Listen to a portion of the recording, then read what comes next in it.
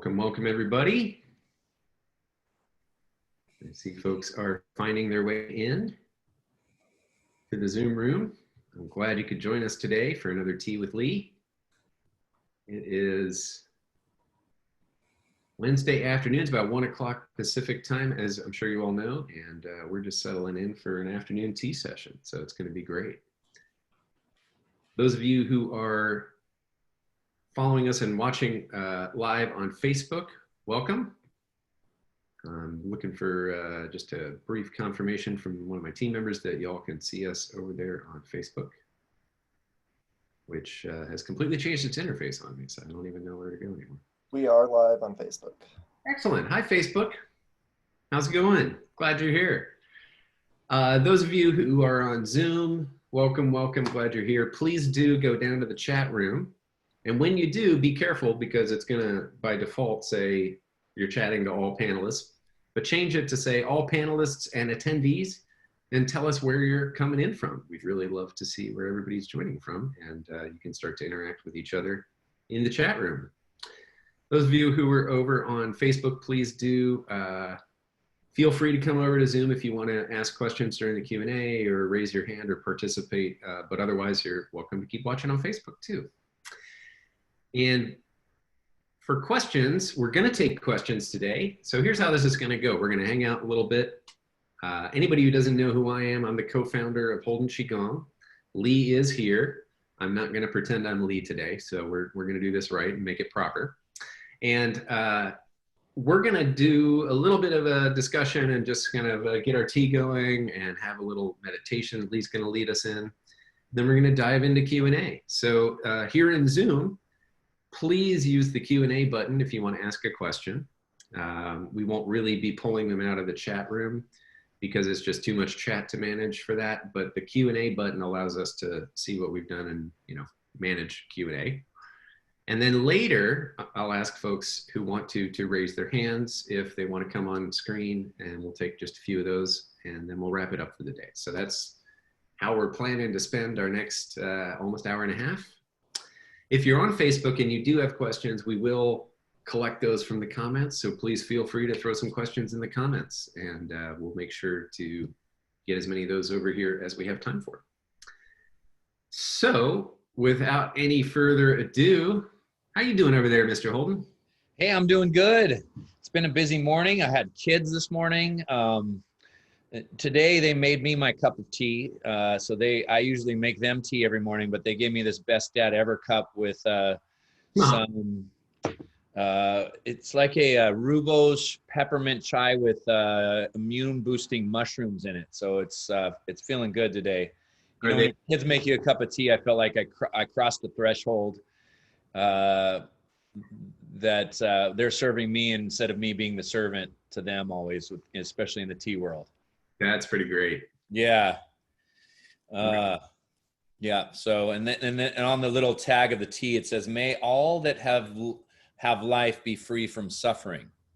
So, they chose this one as a thought of the day. So that was special, for a 9-year-old to come give you a cup of tea. Yeah. On a day of Tea with Lee, I thought that was pretty synchronistic.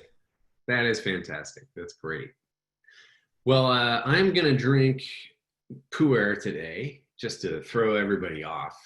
All those people who are like, hey, wait, didn't you drink green tea one of the times? Today is a mini tocha, this tiny little ball of tea. Got some Chinese writing on it. I don't know how to read. I'm probably even holding it upside. No, it's right side up. So it's a little tiny half a ball, or like a nest-shaped tocha. Tocha means bowl or nest, and tea. Tea is cha, and bowl or nest is to. So there you go. It's a little bowl or nest of tea. And I got a tiny little teapot here, one of my favorites that I like to do little amounts of tea in. Isn't that cute? So tiny. And I'm going to be drinking this. This is a great tea. This shape of tea is very interesting. It's very finely chopped up leaves, so it's gives up all the delicious tea very quickly. It's very dark, comes in very dark. And this is one of my favorites. This is from Tangchong, that region up in northern Yunnan, it's got very volcanic soil, so it's a very mineral experience, and it's a very rich pu'er tea, and I'm looking forward to it. Awesome. So I see other folks out there are drinking tea as well. You got folks coming in from all over the place, but only a couple of people have taken Zach up on his prompt. So let me ask, what are you drinking out there today? What have you got going on?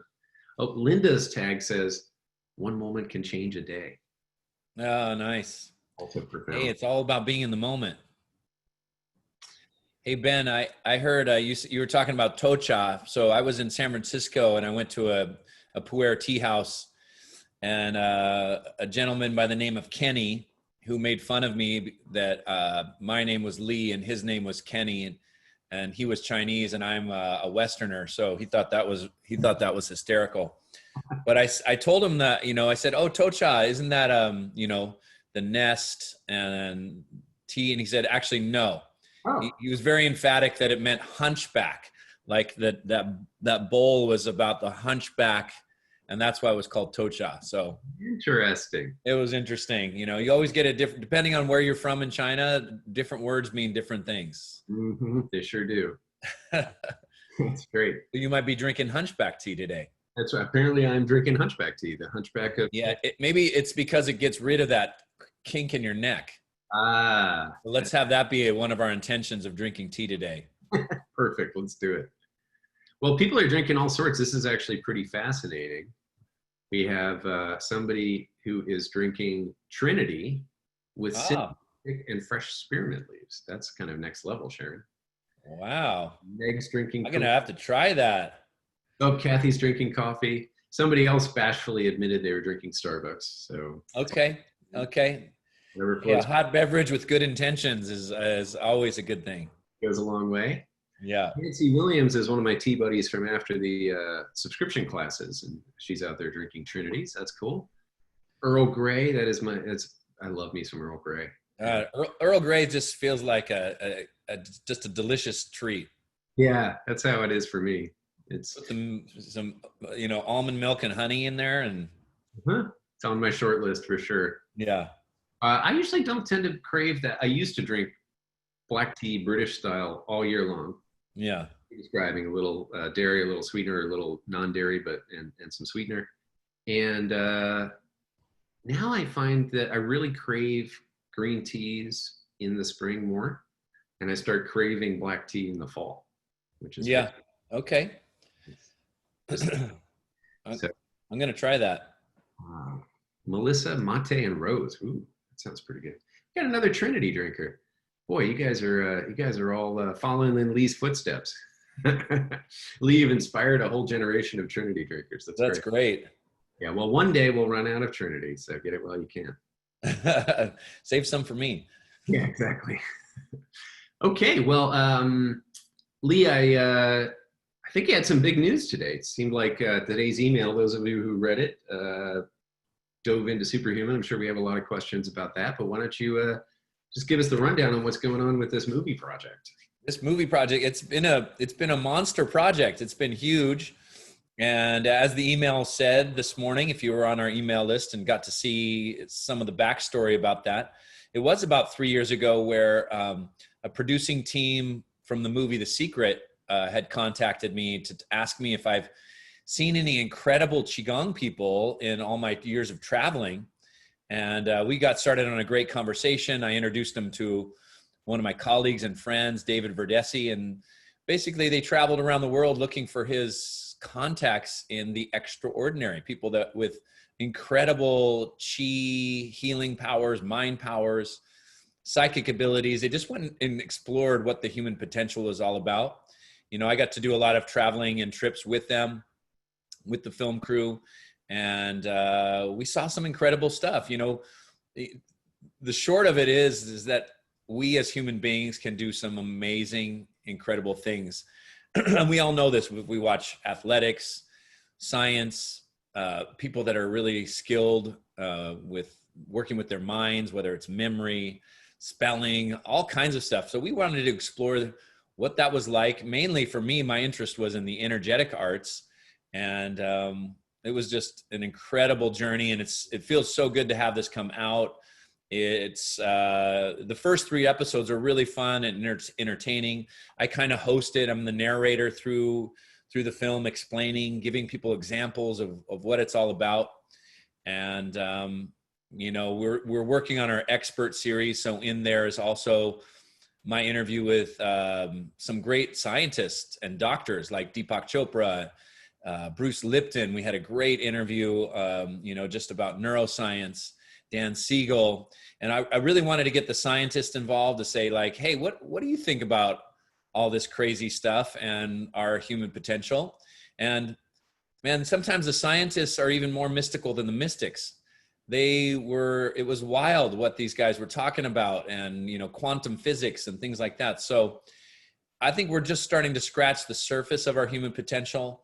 And I think, you know, the ancient mystics have been doing that inner work for a long time. And when we practice Qigong, that's what we're doing. We're tapping into our human potential. We call it Qi as that avenue in which we tap in. And by tapping in and working with energy, energy is fundamental and foundational to all aspects of who we are, whether it's mind, emotions, physical vitality, energetic power. This is all concepts of Qi. And it seems like, from what we discovered with these masters, is that when we become integrated, when we integrate our minds, our bodies, our emotions as one flow of energy, we tap into something deep and rich that's within ourselves. And, you know, what I went on to explore and what's really passionate for me is not only how do we tap into our human potential, our individual potential, but how do we tap into the potential as a collective? And when we work together for kindness and compassion and the good of humanity and the benefit of our relationship to the environment, we can do some incredible things. And I think right now, at our particular time in history, what we need is people tapped into their own potential, working together for the good of the world, because, you know, nature works synergistically. We can work in harmony with nature and with each other to create an elevated energy that we find more joy and happiness and health and vitality and deeper connections in life. And that's really what this project was all about, and it continues to be about. And so it's an evolution, and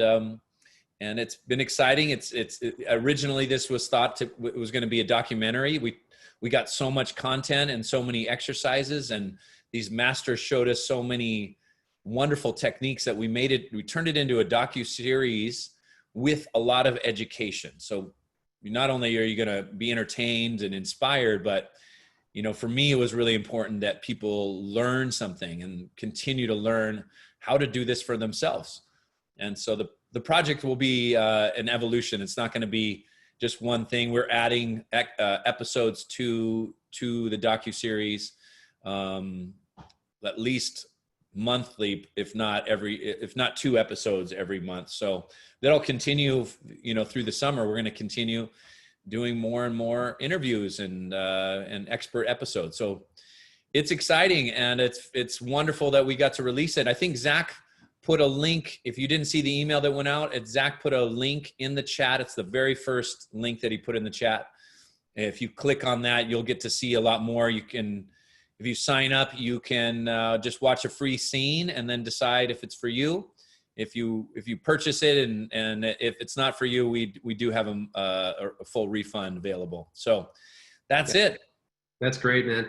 Yeah, I know it's been quite a long time coming, and there's been a lot of work that goes into this type of project, and certainly, you know, getting the baseline of that really impressive footage of David and the masters that he went out to see. I mean, there's such an amazing journey that he's been on in his lifetime, and getting to see the benefits of that and those relationships that he's built, and seeing people that you'd never see, you know, at any other way, and do stuff.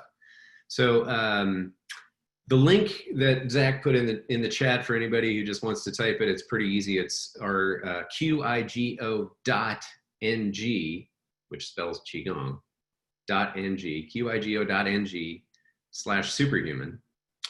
I'm sure there'll be a link over on the Facebook side too. And, encourage you to check it out. Like Lee says, it's not for everybody. It's fine if you're not in. I have watched maybe 2 docuseries in my whole life, but I found this one personally fascinating because I'm into Qigong and I'm into this energy work. So it's pretty exciting. We may one day get some form of distribution to answer Jan's question as far as putting such a thing on TV.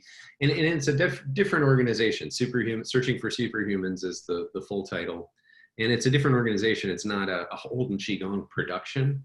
So that's just something people should be aware of, is that, it's got its own thing going. And so they may or may not be able to get higher level distribution, like a Netflix type thing.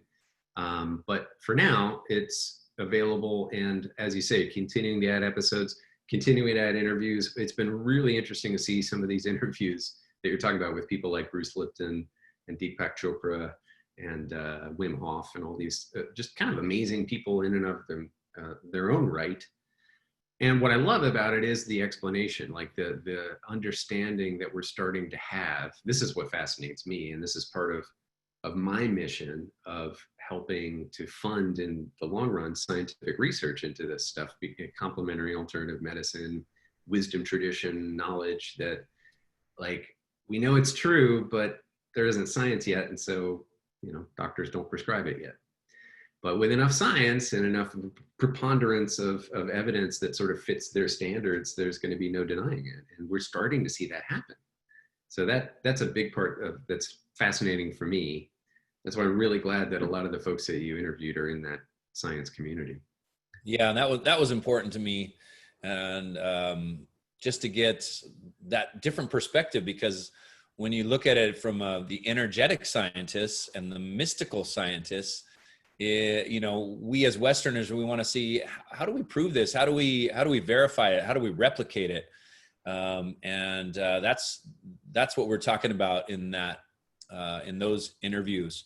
And then I give a little synopsis of the interview, and then I also give a meditation or a practice that goes along with those experts. So we do some, a Deepak Chopra variation of a meditation, a Dan Siegel, a Bruce Lipton, and we'll soon have a Mantak Chia, Robert Pung episode coming out, and it's gonna be exciting. And what I wanted to do, because this came out right as COVID stuff started happening, I put in there for free the Wim Hof full interview, because he's talking a lot about immunity. And then I did a synopsis with about a 20-minute breathing practice that is similar to Wim Hof method. And that's included in the docuseries. So all kinds of incredible stuff in that. And it continues to be populated with great information that's complementary to all our stuff that we do in the Qigong world. And hopefully we will get some kind of distribution from one of those bigger partners, like a Netflix, or we definitely have interest, but it takes so much work to put this together. And then once we bring it out into a distribution, it's not going to have as much education. It'll have more entertainment value, perhaps. But this docuseries has so much more lessons in it than what we could bring to a distribution arrangement. So that's that, everybody. That's the point is, it's kind of, nowadays, like, I know the CEO of Hay House, and if you want your book published in Hay House, you have to have sold thousands of copies of your book. I think it's very similar with all of these big distribution platforms. They're like, you can go out there and put it in front of people. There's no gatekeepers anymore with the internet and stuff. So get it out there and see what it's doing. So if we are going to enliven and enlighten the people of the world who could see this on a place like Netflix, then it's kind of up to us to get it off the ground and get a certain amount of eyeballs on a certain amount of traction, a certain amount of acceptance, and then show them, hey, look, people are loving this. And that's how you end up getting those big distribution deals. So look, I didn't mean for this to become a pitch, and here I am pitching it. But if those of you who are interested in this stuff, Lee has worked very hard on it for a very long time. There's some amazing stuff in there, and please check it out. Just see what you think. And I agree also, Leah, the collective potential, and what happens when you put a bunch of people together and you kind of raise our in a vibration as a whole and as a group, and with group intention, I think is extremely powerful. So maybe with that in mind, we can kind of do our intention setting today. Yeah. Into our tea and take a moment and settle and do a little going inward before we start fielding questions. Sounds great. Yeah, thanks, Ben. That's great, and that's really good perspective too about the putting it out there first, and then getting a bigger partner. I think, and it's wonderful that way too, because we get to really work on the content and see what's resonating for people, and then come into bigger distribution with a lot more knowledge. Yep. Well, guys, since we're talking about superhuman and the human potential, let's have an intention setting about tapping in and stretching past our limitations. And, we put upper limits on ourselves in our minds. And what I find, and what this research was showing, is that what we believe to be true about ourselves tends to be true. So if we start to stretch our minds past those confinements of our unconscious or subconscious belief systems, then we start to open up our horizons and expand into something else. And we all have innate abilities within ourselves, and what those are sometimes need to be excavated and harnessed and cultivated. So I think that's more of a toast, an intention, that let's tap into our human potential and see what we can discover, because we're just scratching the surface. And that's what we're all getting together here for.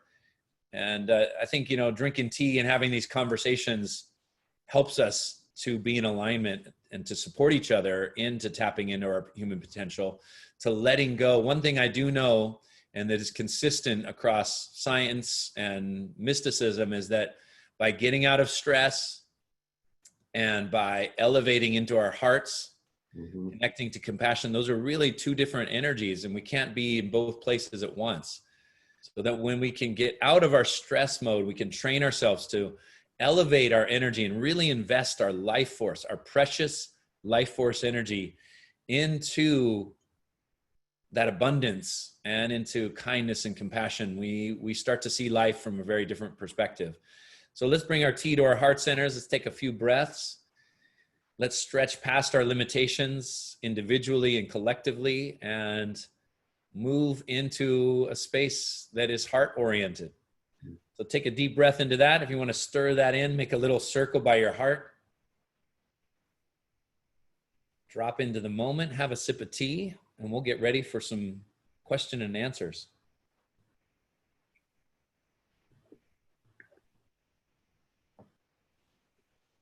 It's really true. And one of the profound things that I've discovered in the process of moving to this online approach to doing our classes, and with more and more people attending, is that the meditation at the end is so much more powerful than it's ever been. Even with 30 people in the room, but no simultaneous simulcast with all the other lovely folks out there in the world, that we can now reach all simultaneously, having all these folks not only show up and open up and get into their bodies and open their heart energy and connect to the body's wisdom, but then sit and meditate. And it's really deep field that we're starting to be able to palpably feel during those meditations during class. So, it's 100% true and viscerally noticeable for me that our collective work together, really makes a huge difference. So yeah, thank you so much for bringing that up. Well, all right, here we are. We've got a Q&A box down here, and there's a few questions in it. And those of you who are on Zoom, if you missed my intro, please ask your questions with the Q&A box, and we'll dive into all of the lovely questions there and start to get them handled. And then we're going to have anybody on Facebook, you're more than welcome to ask questions too. We'll bring them over from Facebook. Zach will come in here and be your advocate and ask Lee the questions that he's pulling from the Facebook feed in the comments. So please do ask questions there. And then later, we'll ask for folks who want to raise their hands to do so and pick a few to come up and ask Lee and get some FaceTime. So that's the plan. Let's get to it.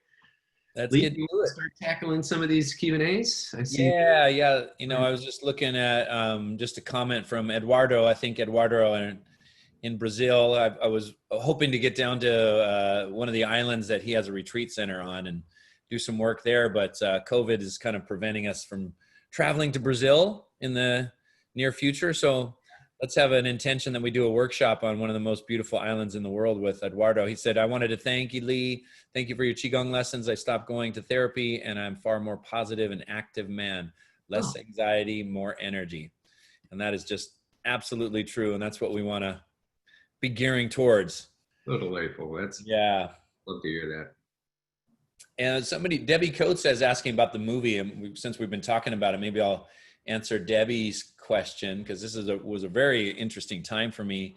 Debbie asked, a couple years ago, you sent us a photo of your time in China while you were working on the film, sitting on the bench with Adzam Rinpoche, and to his side was his sister, and you and David and a woman and another man were sitting on the floor. I think you were in Chengdu. I'd like to hear more about your time with Adzam Rinpoche and his sister and what practices you learned from them. Man, Daddy, that's an amazing memory you have. Yeah, because that was a little while ago. And it was Chengdu. And it was Chengdu, and it was Adzam Rinpoche. So incredible. You know, it was an incredible time because we were filming, Ben, in Yosemite. I mean, maybe just explain who this person is, because it's a name that I think a lot of people probably aren't familiar with. Yeah, he's an amazing Tibetan Lama. He unfortunately is quarantined in his ashram in Tibet and can't really travel much out of Tibet. And he was in China. They let him come into China apparently once a year for some doctor visits and get his teeth cleaned and some little things like that. So he was in a hotel in Chengdu. That's the closest city in China to Tibet, big city anyways. And David, the star of the movie, had called me and said, hey, you know, there's an incredible master. Why don't we have an opportunity to interview him? And I was like, oh, that sounds great. When is it? And he was like, next week. And you know, maybe it was 2 weeks, but I had to get a visa to China, get everything done, and just kind of fly off on the seat of my pants to go get this footage. And luckily it all worked out schedule wise. And Todd came with me, and we were able to go there. And, you know, we were there for about 10 days. It was really funny because we had the schedule, the interview, and so scheduled tomorrow at 4 p.m. And then you know, sometime around 2 o'clock, they'd say, hey, can you come tomorrow? And that happened for about 3 or 4 days. So we were like, oh my gosh, we only have 4 more days left in China. We haven't got any footage. He keeps postponing it on us. And then when we finally got to go see him, it was absolutely incredible. But in the meantime, what Todd and I would do, we'd go to the People's Park and do Qigong and Tai Chi and join into the little groups. And we got some incredible footage. I think, Ben, we've put that up in our blogs and some of the other stuff. That was from that trip. And we had a great time early morning in the parks of China, just studying and practicing with various groups. I really was the only Caucasian in, you know, doing Qigong in these parks, because Chengdu being a city that's very northern in China, there's not a lot of Caucasian in the city of 4 million people, which is considered a very small city in China. But once we got into see the Lama Rinpoche, Lama Azam, we had incredible times. And, you know, he does miraculous things. There's quite a lot of photos of him putting his hand into granite, into rocks, and you can see his fingerprints. And he does it not anytime, let's say, he wants to. He only does it when it spontaneously arises through him. So we were hoping to catch him do some miraculous things. But really what happened was miraculous, energetic, spiritual experiences in his presence. The funny thing was he told me, he asked me a question early on, and he said, through the translator, he says, you do some healing work, huh? And I said, oh yeah, actually I do. And he said, can you come back later and give me a massage? So we would interview him, and then every afternoon I'd go up into his, he had this great suite because he's like a Tibetan rock star. I mean, he had 15 people doing stuff for him. One guy was holding his umbrella if he was on a walk, and somebody else was holding his water, and he was just this, spiritual rock star. Just we were laughing because he just had an entourage of followers. And then when he asked me to come give him a massage, they were like, oh, "What an honor!" And I felt very honored and blessed. So I would go every afternoon and give him a massage. And at first I was doing it very kind of gently, more energetic. And he's like, "Hey, do you think you can go a little deeper?" By the end, I was in there with my elbows working out tension. And I was like, "Hey, sometimes even the spiritual masters need a good massage." Yeah, no doubt. So one of the things— we all have bodies. Yeah, we're all in body. That is true.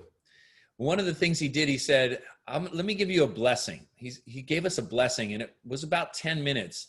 And he touched us on the top of our heads with not his hand. He said it would be too strong, but it was like a long stick with a little pillow thing at the end. And he put it on our heads while he was chanting. And it was just it was the strangest sensation, because it felt afterwards for about 2 or 3 hours like there was somebody with a vacuum on the top of my head pulling up. Wow. I had a very spiritual experience. And the side effect was for about 3 or 4 days, it was very hard to get out of the present moment.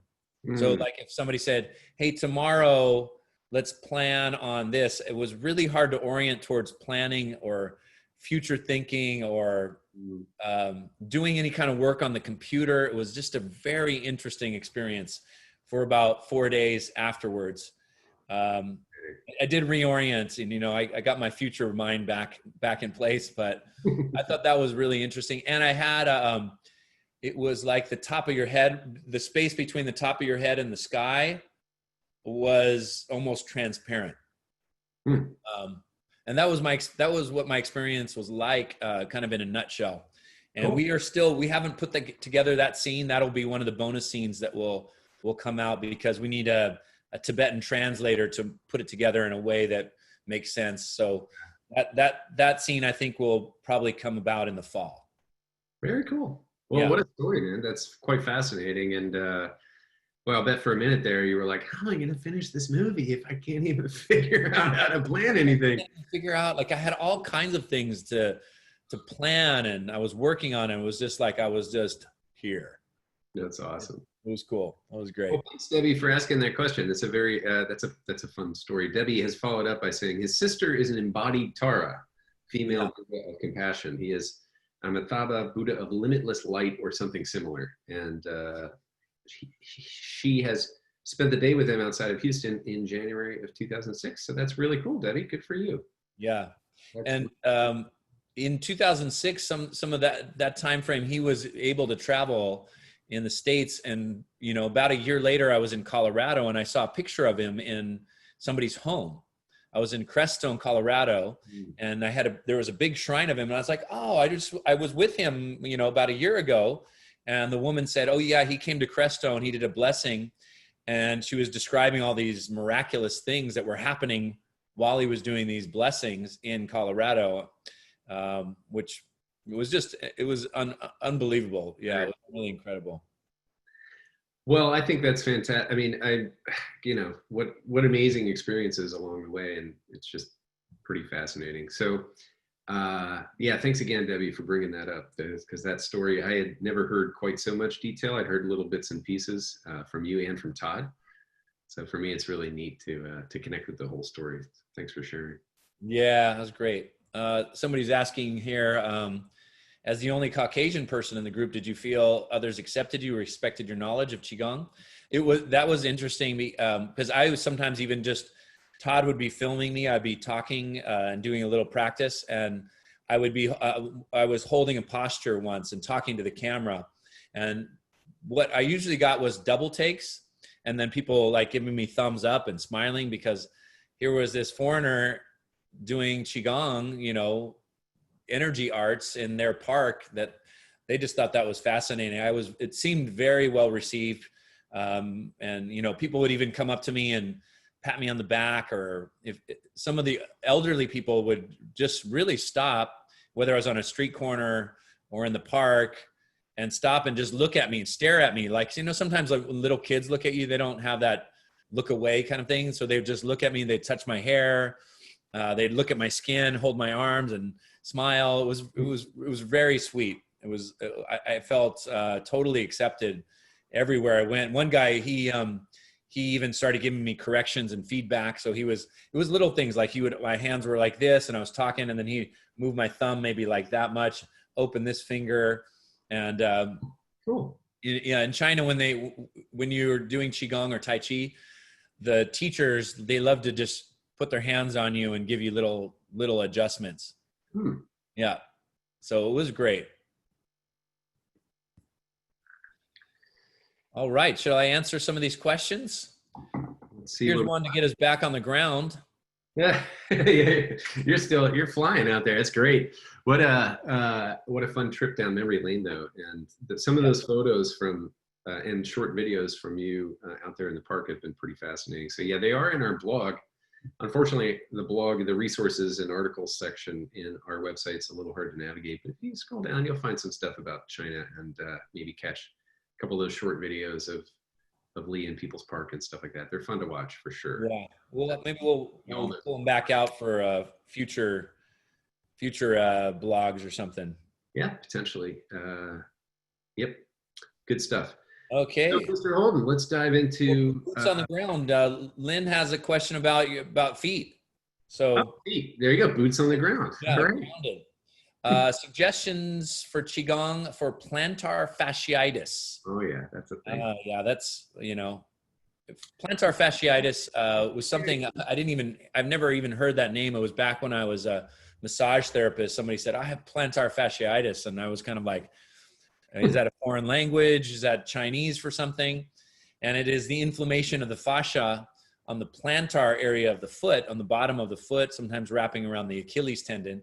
And what I found, I became kind of a specialist because I started massaging this woman's foot and giving her energy work on her foot. And her plantar fasciitis was so severe, she could barely walk maybe 100 yards at a time, and that was it. And she was a marathon runner.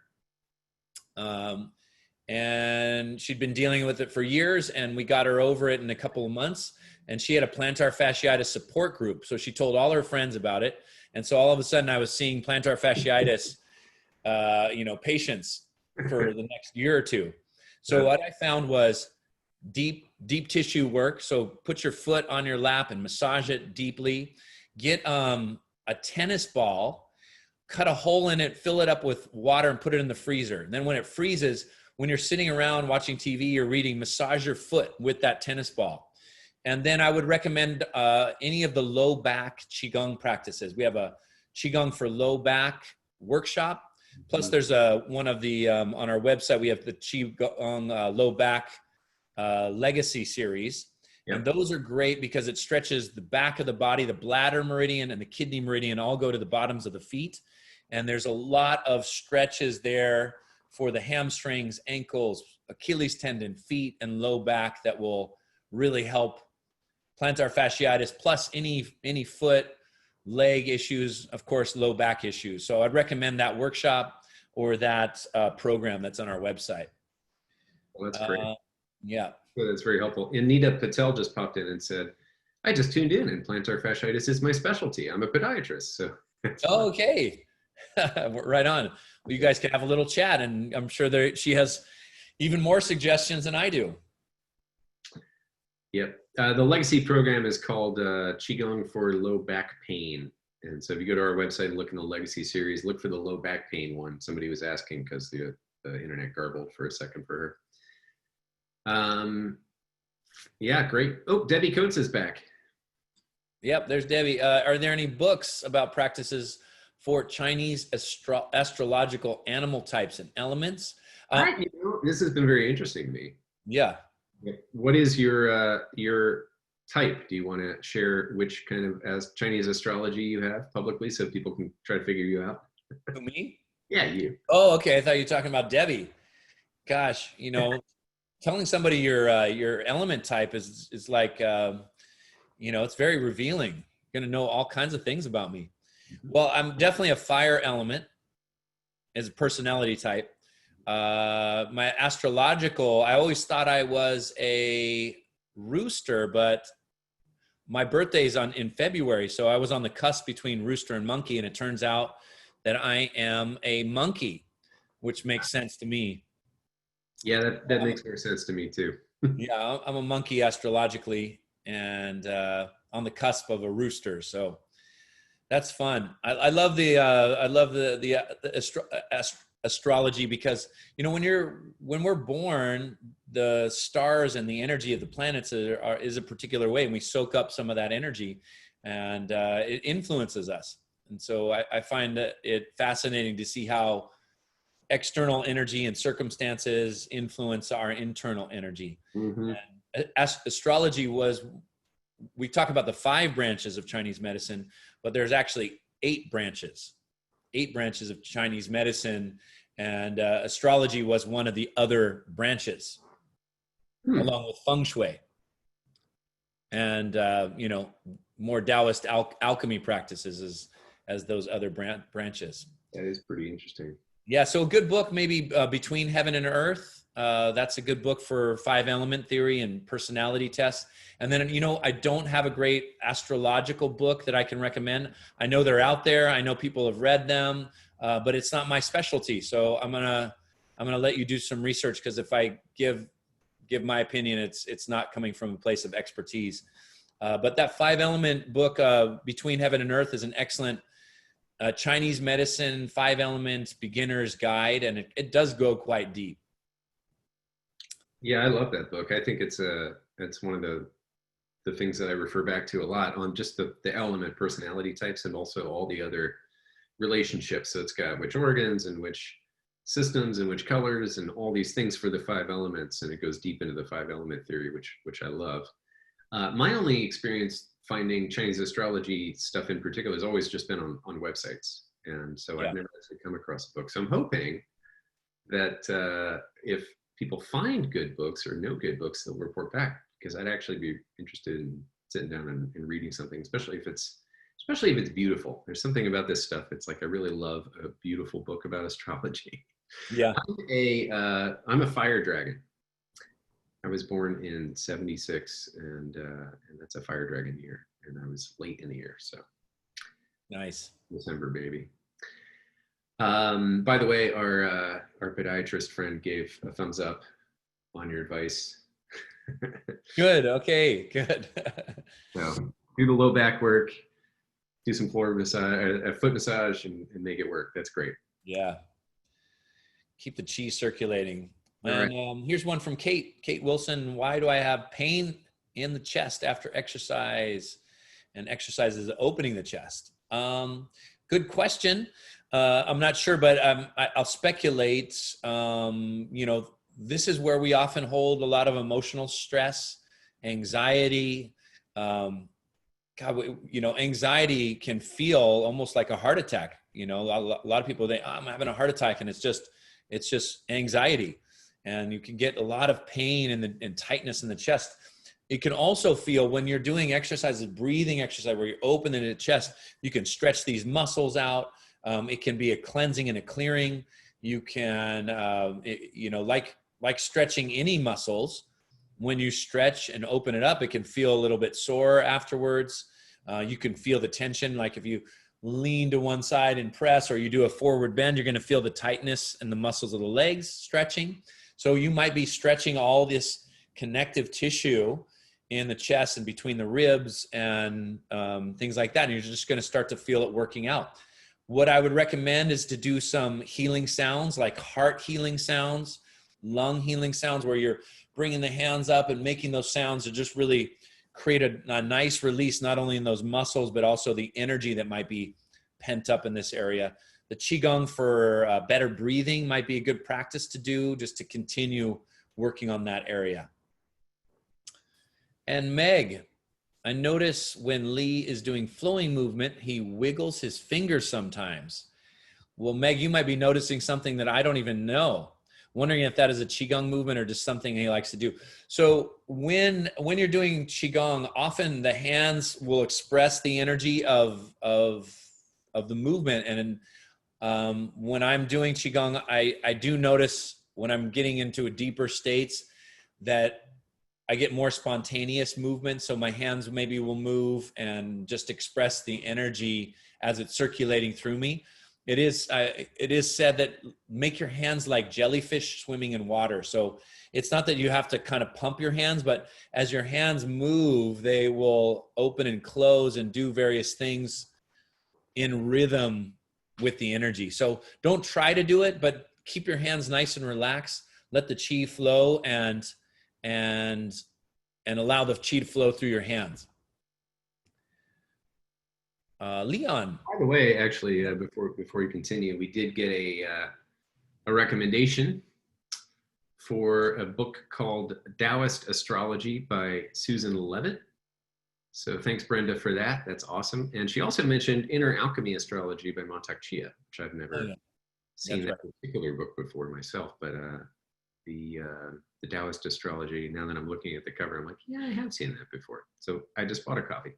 Yeah, that sounds good. Mantak Chia always gives good. He just can speak on any subject mystical. So yeah. All right, let's go to Leon's questions. What are some Qigong exercises to increase testosterone production in men?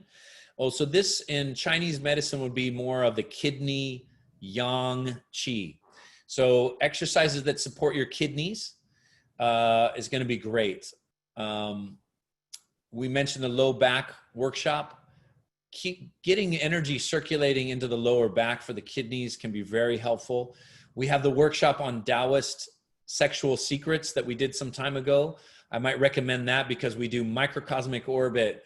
We do the exercises to invigorate the Jing Qi. In Chinese, Jing Qi was about sexual energy and how to transform and keep our Jing Qi alive and strong to get it to transform into Qi. That there's a saying, Jing to Qi, Qi to Shen, which means sexual energy, which was also translated as essence, into life force energy, into spiritual energy. So it's one energy circulating back and forth.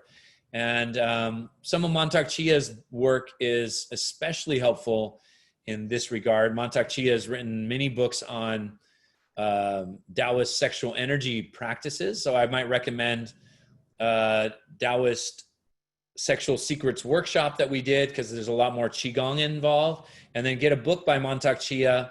It's an old one from the 80s. It kind of made him quite famous. It's called Taoist Secrets of Love, Cultivating Male Sexual Energy. And there's a female version as well. So those two books are really classics, and they're great information on all kinds of wonderful health and energetic practices. Good stuff. And Ron, which activity would you suggest for strengthening the eyes? So the eyes are related to the liver in Chinese medicine. So I'd recommend anything to do with the liver. So for example, in our 5 element practices, we have a practice tree sways in the wind that comes to the top of the head. Instead of doing it to the top of the head, just come right to the eyes, send some energy there, and then we go down. So tree sways in the wind, liver healing sounds. And then there's some good Qi Gong exercises. Do you Qi with Qi? Is that any relation to the I Ching? No. The I Ching, no, not at all. Okay. But the I Ching gives you vision into the future, so maybe. Yeah, there you go. It's all related. That's all connected. We're going to find connections in anything. And so some eye exercises, one I'll give you right now is just you circle the eyes in a big circle, and wherever you feel the eyes skip, you go back to that spot and go back and forth a couple times, and that will strengthen that part of your neurological system and strengthen the muscles in the eyes. That can be very helpful. I definitely recommend doing that in the middle of your Zoom meetings for work. I think people will really enjoy that. Oh yeah, you just get some big, I'm just doing my Qi exercise. It's cool. And then you can say you're channeling Lao Tzu. Who apparently is one of my descendants from our April 1st and our April Fool's email newsletter. You know, and by the way, you guys didn't tell me that. So when I started reading this, I was like, who the heck wrote this email? This is absolutely not true. So I think I got April Fool more than anybody else. You, that's so good. We were hoping to. Oh, you nailed me so good. Oh my God. I was reading through and I was scrolling and I was going, what? And nobody talked to me about this. Sorry, I couldn't resist. It was too much fun. It was excellent. Yeah. By the way, it's true. I am a descendant from Lao Tzu, of course. Spiritually, anyway. Yeah, exactly. All right, Zeke. A couple of weeks ago, Lee mentioned a point on the hand that he said was excellent for neck pain. It was between the index and middle finger on the top. I tried to find information about it on my meridian charts and elsewhere, but no luck. Okay, the reason is because it's an extra point. It is right here. It is not on a meridian. It's an extra point, and it translates to fall off your pillow. So that's the point here. So you're gonna have to look at extra points, fall off your pillow as an extra point, and you might find it that way. And you're going to just squeeze on it and wiggle. And then what I recommended as you're pressing this point, you turn your head left and right to guide the chi into the neck while you're pushing that point. Yeah, that's a great one. That one is terrific. But I think if you do Google fall off the pillow point or something like that, you'll get results. Okay. I've gone and looked for it before when I couldn't remember. So I'm looking in my extra points app right here. So I'll see if I can find it and then hold it up. Oh, I found it. I found it just like that. He's trying to get some extra points in his app. Yeah, extra points. There it is right there. Extra points. All right. Laozhen. Laozhen. Luozhen. Right. Here it's translated as stiff neck. And here's for you people that want to geek out on the medical stuff. It's on the dorsum of the hand in the depression, just proximal to the second and third metacarpal phalangeal joints. And that brings me back to acupuncture school terms. Yep. Gotta massage that dorsum. Got to massage the dorsum of the hand if you want your neck to feel good. All right, Natasha, what type of exercises would you advise lung patients, and is there a way to increase lung function? Well, we've been doing a lot of lung stuff lately, Natasha. We have, for example, Qi Gong for better breathing. In the superhuman thing that we're talking about today, I have as part of that package, I did something with Wim Hof, and it's a charged up version of breath practices. And I take people through some stretching exercises that I often will do in our subscription class, the ones where we're opening the chest and pulling the arms back and opening up all the mechanics of our diaphragm, intercostal muscles. So I might recommend the superhuman course that we were talking about today, or Qigong for better breathing, the program. And then we also have a better breathing workshop that we did a year or two ago. And so those three things would get you well underway with breathwork practices. And the bone or the upsell material of Superhuman, we have a couple of workshops with David, and they're advanced breathing practices. And for me, I absolutely love that work. But I might recommend starting with Qigong for better breathing and then work your way into some of those next level breathing practices. Yeah, it's definitely some next level stuff, especially if you're trying to go be Wim Hof and hang out. Yeah. Roofs and You know, speaking of the science of this stuff and the breathwork stuff, there's lots of science now coming out. I'm reading a new book. It's called Breathe, and they have all the science on all these breathing techniques that we teach in Qigong that are thousands of years old. And in fact, the guy started off with a Qi Gong master, a Taoist master quote in the book. And then he goes into all the science behind why you want to do all this breath work. And in fact, he said, if you want to live a long, healthy life, breath is key, and it's first and foremost. And I've been talking about that for years, ever since I'm practicing. It just makes sense that breath is your quickest source to Qi, and food is a much longer transformation from substance into vital life force energy, where breath is very quick. So keep breathing, everybody. Keep doing those breath work practices. Absolutely. Good stuff. Ruthie, if one has high blood pressure or takes meds for it, should they bring head all the way down for something like full body flow? I've heard the head should not go below the waist for high blood pressure. I might recommend, Ruthie, we have a Qigong for high blood pressure. It's in our healing series. We filmed that in beautiful Yosemite, and it's a great routine. So I would work with that one. And if you're doing the subscription, then yeah, I think if you're not comfortable bringing your head low, you know, for me, if it's not for extended periods of time, you're not doing headstands, you're doing it more as a flow. I don't think it's a problem. I just might also work in the high blood pressure routine a couple times during the week, just to help to balance that blood pressure. In Chinese medicine, it has to do with the yang qi rising too much. And so we want to really work with more of the internal energy, and doing a few minutes of a forward bend, especially if you're coming up and flowing with it. I don't see it to be a problem. But if you want just to be safe, then you would just modify that. You could still do it, but just don't go all the way down. No problem. Hey, Lee, just in the interest of time, because it's 2 o'clock already. We've been here an hour. Wow. Okay. I'm going to cherry pick a couple because I know they're a little bit timely. So Alejandro is asking regarding Buddha palm practice. He practiced on Sunday and then yesterday, and is now feeling kind of weird in the chest area. Heartbeats are stronger and faster. And his diaphragm feels swollen, like he can't take a full deep breath without some effort.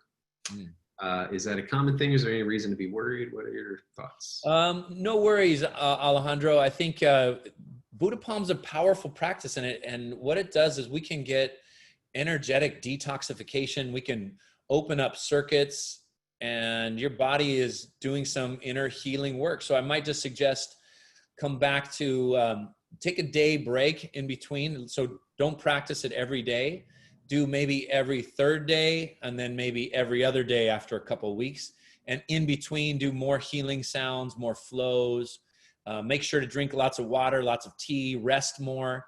Your body is going through a big healing shift. Sometimes Buddha palm, what I find is there's a biological upgrade, and your body just starts to, work on transforming, cleansing, and doing all kinds of things that we really don't have a scientific answer, other than your body knows what it's doing.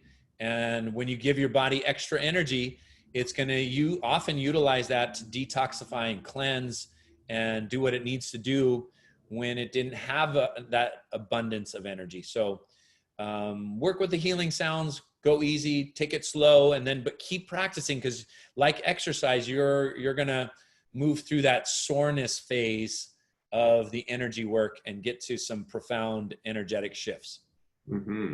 I'll say it can take some time, but it's totally worth it. And once those things kind of fall away, you're at the next level. It's powerful work, especially Buddha palm. It really is very powerful work, and it's one of the reasons, one of my favorites. But it can transform things for sure. Wilson's asking, been a few years. I was hoping you could touch on falling out of practice, your experiences with it, and how you navigated through the time, if that's ever been a thing for you. When you fall out of your practice? Yeah. Oh yeah. When you fall out of your practice and you come back to your practice, it's like, wow, this is so amazing. How did I ever fall off my practice? So sometimes I just take a couple days break, or sometimes I get busy 2 or 3, 4 days, and I don't do my personal practice. That's not a long time. Some people go months. years and they get back to the practice. And it's interesting because when you don't do your practice, your day is just different. And when you do your practice, I find that my day flows smoother. I have more energy. I really can't afford not to do my practice because I have so many things going on. I'm trying to balance, parenting and all kinds of different work inspirations, and doing this kind of work takes a lot of energy to be in front of people and leading workshops and creativity on how we're going to bring this work out into the world, or crafting new routines, or working on a book, things like that. So I find that to do all those things skillfully, and more importantly, to do those things with enjoyment and inspiration and passion, requires energy. And when I get depleted, you do them like out of a sense of responsibility.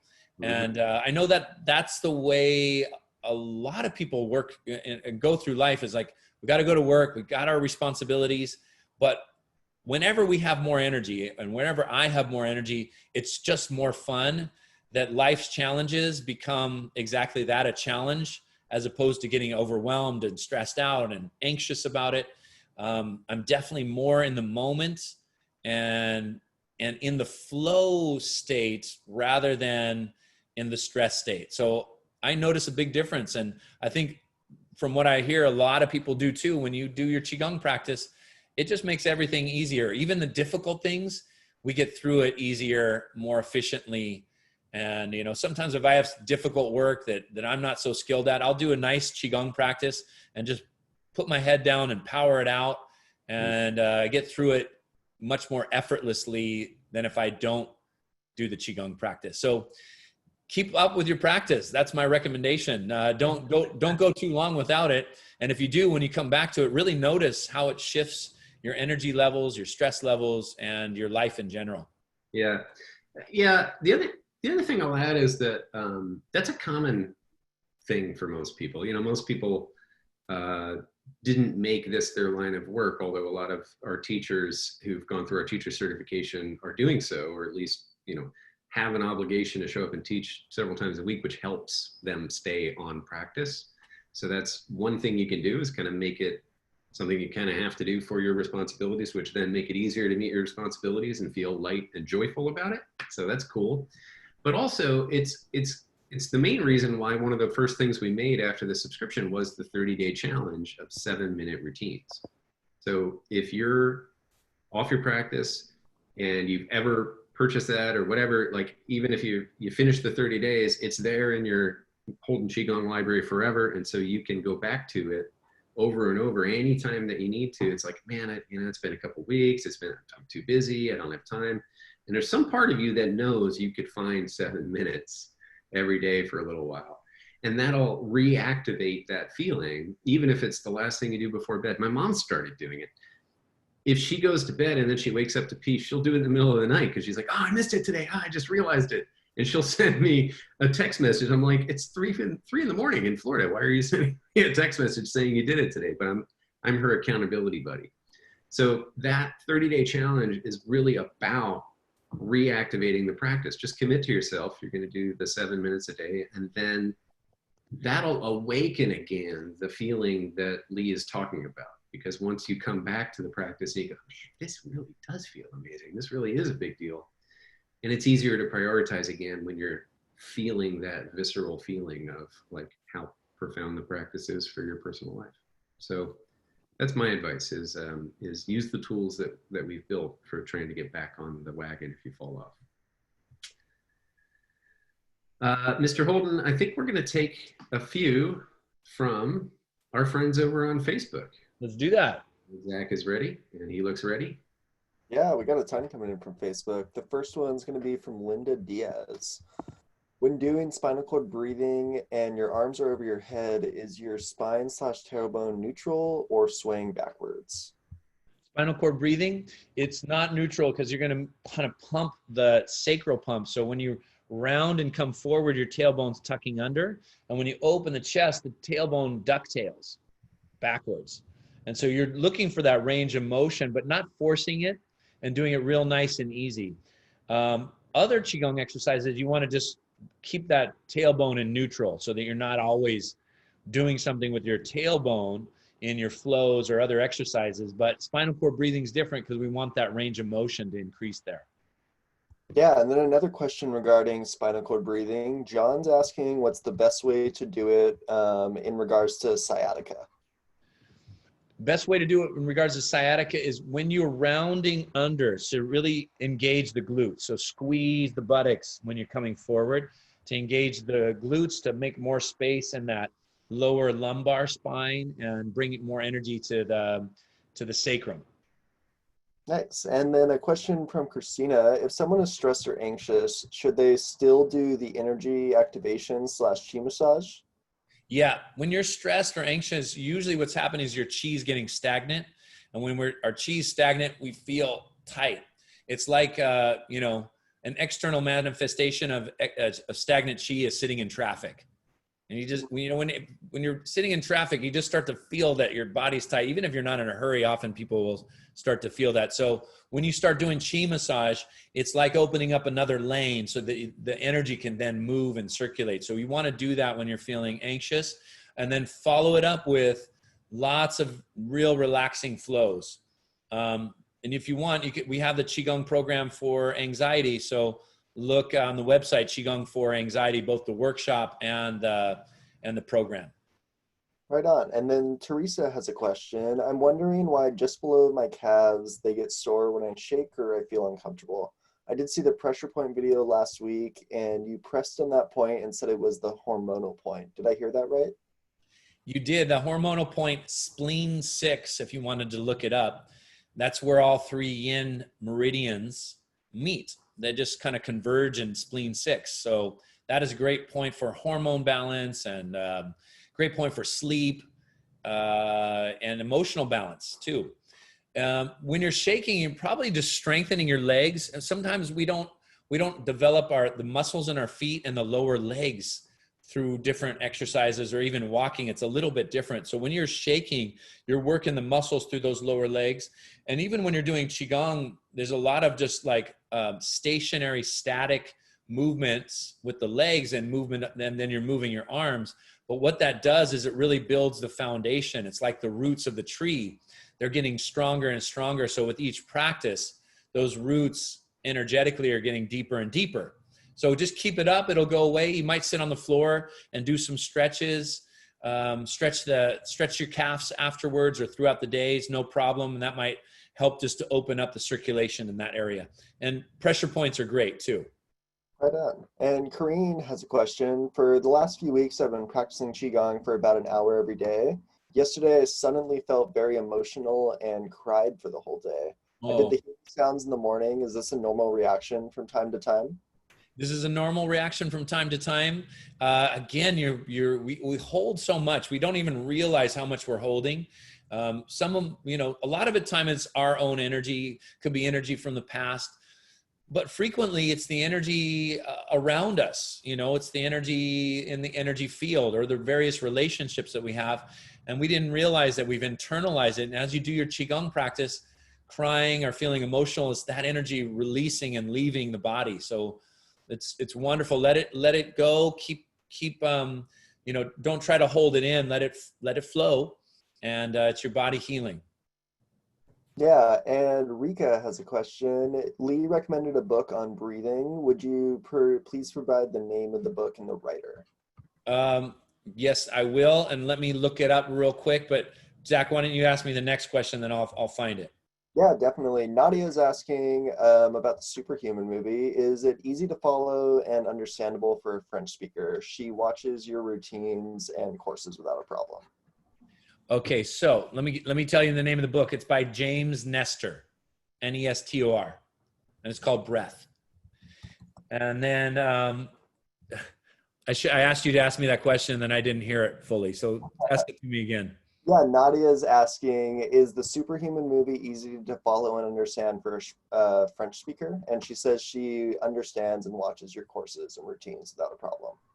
Yes, there might be some spots because the protagonist, David, has a bit of an accent, an Italian accent, but he's fluent in English.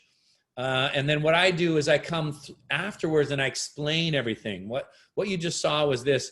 It's visually wonderful just to watch. And it doesn't matter if you catch every single word or everything. I'm explaining all the exercises or the meditations afterwards. So I think should be fine. I think she'd really enjoy it. Perfect. And then Natasha's asking, what kind of exercises would you advise lung patients to do? And is there a way to increase lung function? Absolutely. I think we might have answered that one earlier. So better breathing workshop, better breathing, the program that we have in the healing series. And then in the superhuman course, we have the Wim Hof that's included with the superhuman docuseries. And there's about two long courses on breath work. And that is in the upsell after the superhuman. So if you purchase a superhuman, there'll be something that prompts you if you want more courses in education. We're giving like a big, deep discount on that. There's a bunch of breathwork courses that are in there. They're more advanced, but you could just keep going through your breath practices. And these are some of the most advanced, most effective breathing courses that I've ever experienced for me. So it's exciting that way. Yeah, and Carol's asking about what are your suggestions for Qigong exercises that are beneficial for herniated discs? Herniated discs. So I would work on the kidneys and the water element. And we do a lot of that in the low back workshop.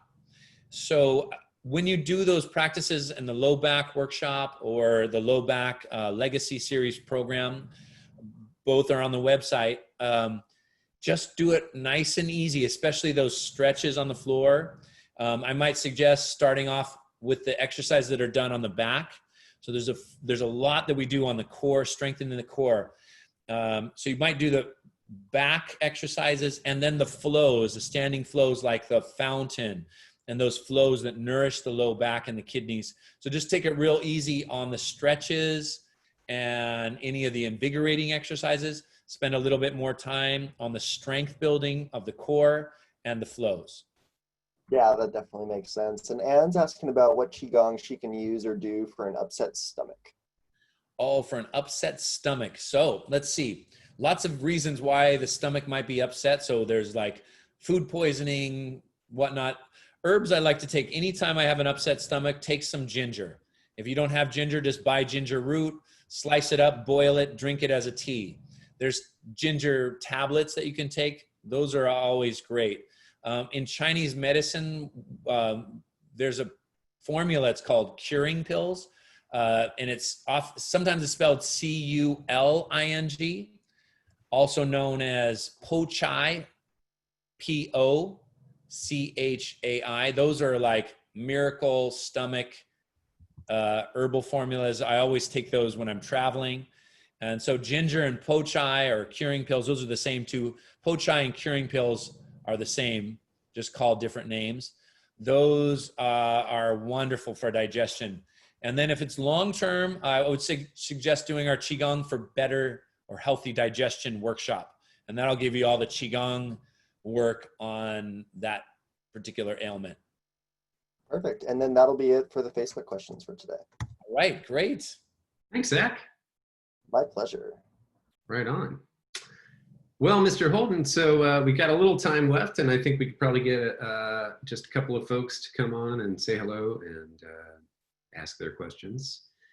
And as we've been doing when we do this now, I'm going to lower all the hands because we've had those encounters where people have wandered off. So if you do have a question, you want to raise your hand again, or if you haven't raised your hand yet, please do go right ahead. Now's your chance, and we'll pick a few and see how many we can get through in the time we have left. Okay. Okay, great. Some folks got their hands raised, and here we go. So we're going to start with Elizabeth Wiggins. So Elizabeth will be back in just a sec. Hey, Elizabeth. And Elizabeth, you should be able to start your video. And unmute. There we go. Hey, it's a beautiful, idyllic country scene. I've hit unmute a couple. There you go. Can we hear you, Elizabeth? Sure, I hope so. Oh, good. It's working. Perfect. I wanted to ask, what do you do for someone that has palpitations? Like sort of the heartbeat. Yeah, heart palpitations. Yeah. Well, you know, we just released Qigong for a healthy heart. And that would be the program that I'd recommend. It comes from a variety of different things. I would say first look at simple things like how are you sleeping? How much caffeine are you taking in? So I would make sure those couple of things are really dialed in. So low caffeine, and then really work on sleep hygiene, getting really good rest, because the heart is very affected by sleep. And Chinese medicine is called, we call the heart the ruler of sleep. And then things like stress levels, making sure we take time to clear stress. And then doing our Qigong for Healthy Heart program would be, the Qigong practice to do for that. Okay, thanks so much. Thanks, Elizabeth. Yeah, that's one of those things that there's a lot of science emerging now, showing the relationship between emotional stress and heart health. So it's kind of nice to be at a time when people are starting to actually make sense of this stuff. Next up, Janet Anderson. Janet Anderson will be popping back in just a sec. And there she is. And great. We can see you. We can hear you. Go right ahead. Yes, Lee, I wrote that in the past few weeks, I've been doing more Qigong than ever in my life. And I live in Sebastopol, which is just a jump away from Santa Cruz. But it's really hard for me to get down for a day-long workshop and then stay overnight. And I just love the fact that you're doing this Zoom. And I'm wondering if this is one of the things that I hope we'll keep after we go back to sort of normal life. Yeah. Because I really feel an intimacy with the group, with like 200 or 300 people practicing at once, and with you. And I hope you'll keep this. Yeah, this is something we plan on keeping in a variety of different shapes and forms, but we've so appreciated being able to do this and getting together, especially in this time. And we want to keep that and make that available for people as we move forward. Then we can have both. We can, for folks that can make it to Santa Cruz, come on down. And then when I travel, I'll come meet you. And then when we can't do either one, we'll get together on Zoom. And that keeps our community alive and keeps us all engaged in our practice going, and it makes it just extremely convenient and accessible. So I think we take our hats off to Ben and team for making it so accessible and making it seamless, because putting all the technology together is a lot of work. It's a Qigong practice in and of its own. So wonderful. Thank you. Thanks, Lee. And I'll give some kudos to the team. It takes quite a village to actually make all this stuff work the way that it does. So I'll pass that on. Thanks, Lee. Yeah. And thanks, Janet, for asking. Yeah, we're very excited to be able to operate this way now, and and still want people in the room, still want to have retreats, still want to do all the in-person stuff too when the time is right. And excited about that. But this is here to stay now that we've cracked the nut. Crack the code, rather. Okay, next up, we're gonna have Vera. Vera. Da-ba-da. That was so quick. Hi, Vera.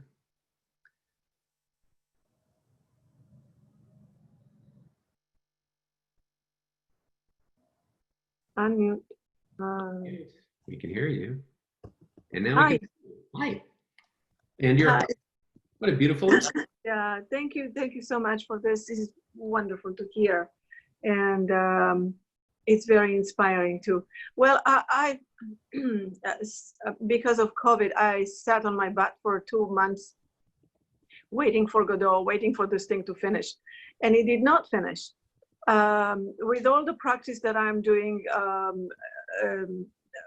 this Qigong and Tai Chi has been with me for the past past 20 years, really. But then I just got into that mood of sitting on my butt and doing nothing. And my body started to rebel. So my lower back was acting out. My hips were acting out. So I couldn't sit, I couldn't walk. And all of a sudden I have this eczema on my skin, on my hands and legs and the face. So I ran back to doing Qigong. However, my question is, what is the best way to fight this situation? I hear you. Well, isn't it interesting when we stop moving, the body just starts to talk to us in not so happy ways, and being that you're a mover and sensitive, you feel it pretty soon.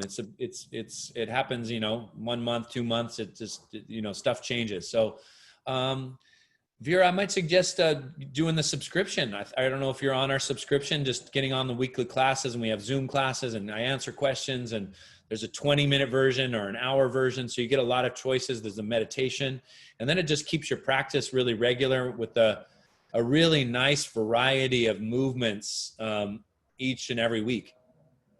Yeah, I do have a portfolio with you, and I do visit and I do practice, and I practice a lot of other stuff as well. I'm working with other masters.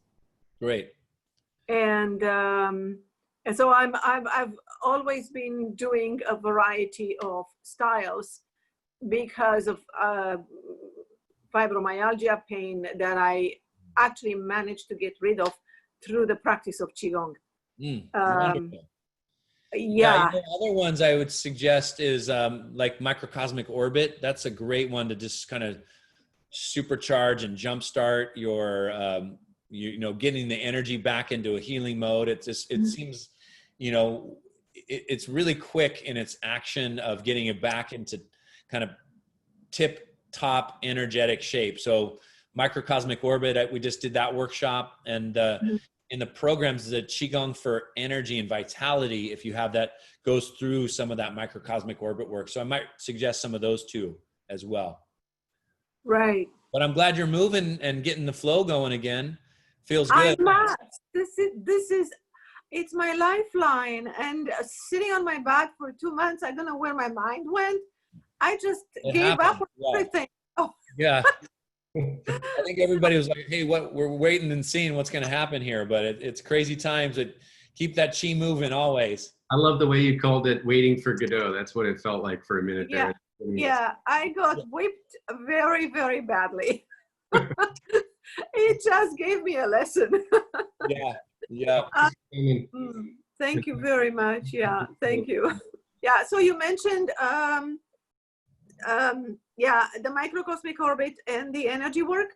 Yeah, it's called Qigong for energy and vitality. Yeah. Energy and vitality. I think I have that one. Yeah. Okay. It's filmed in Yosemite in front of the bridal veil. Yeah, I have that. It's beautiful. It's gorgeous. Yes, I have that one. Yeah. Okay. And the microcosmic. Okay, fine. Yeah. Great. Wonderful. Yeah. Nice to see you. Vera. Okay. I think we have time for one more relatively brief one. And we have Joyce. Joyce, I believe you have the power. Oh, Joyce chooses peace. I like that. That's cool. Almost. Hi, Joyce. Unmute if you can. Okay. Can you hear me now? Yeah, sure Yeah, can. there you go. Listen, I've changed my mind what I wanted to say. I want to go back to the breathing that you were talking about, Lee, and courses, etc. I'm a little bit obsessed here because on Sunday, Sharon Nepi from New Zealand, she did a one-day Wim Hof course with his brother, and she went into paroxysms of ecstasy. So that's the tummo breath, right? And technology, I don't know, fingers slip. I suddenly found myself in a live webinar with this guy from Denmark called a course called Breathology, which is another form of the Tumo breath from the yoga Indian tradition. And it was very good because he was talking about this effect on COVID, and he's a bit of a fanatic like Hoff. He can dive down and hold his breath for 20 minutes. So it's the holding of the breath. So why am I speaking now? I became obsessed after that to see and beg you if you would do in the fall for the lung a workshop on the Tumo breath. I know when I heard you talking about it being on your other course, I got a little bit discouraged, but I think you have a different audience here. You have a more of your Qi Gong audience. Not everyone may be going into the other course. Yeah. And it's a genius breath. Yeah. I recorded a little bit of it in October, and I'm doing it. Not only does it really build your lung health, not only does it give you fabulous energy, but it's a deep meditation when you're in your breath hold. Yeah, it is. It's profound, huh? It's so profound, and you are the best teacher. Now, I'm not because I love you truly, madly, and deeply, which you know I do. Thank you. But I see you clear-eyed. I'm not I was judged for 22 years. So I see clear-eyed. Now, I have tried all these other teachers. Robert Pang called it the G breath, and Wim Hof this breath, and the other guy, I'm going to call him James, but you know who I mean, is more arrogant, knowledgeable, but arrogant and cold. You teach it the best. Oh. Truly. And you have to try to work out a program for your Qigong people. I love it. All for the lungs, the Tumo breath, and he's given away his book for free online. He sells it for $42, but for COVID, it's called Breathology. You go to his webpage, breathology.com, and it's got all the science. You know, it's got the science. He does it from the Indian yoga tradition, but it's all breath hold. No, it's wonderful. Okay, Joyce, I love what you're suggesting. I think I'm not saying because it is such a supercharge for the immune system. I think Ben and I will talk and we'll put something together because it's going to be. I mean, I know it, but I think everyone can benefit, especially the Americans in this terrible time. He had a lot of chatting about it, about the COVID, how it builds your resilience. Should you have gotten it, it'll help you heal. Yeah. And well, Joyce, I think I so appreciate you, and thanks for the suggestion. It's great. You're right on with that. And you can do it too. You can build it up. You don't have to do it in one workshop if it's that complex for some people. We'll get the breathing stuff flowing, and it's essential. Now, you know what? Patty Simons just signed up Wim Hof for 10 weeks, of course, on the breath. Okay, it's becoming the thing. I'm sorry, we're running out of time here. I just want to tell you, it's becoming the thing. Thanks so much, Joyce. You think I'm pushing it? You got it in. Thank you. Joyce is going to be, we're going to hire her next week as our new head of product development. So she's all excited about her new role and just decided to get started early. So life is good. Well, I think that's great. And I certainly have enjoyed some of those practices myself. So I'd be interested in something like that too, Lee. Yeah. Okay. Put it on the docket and get to it when we can. Okay.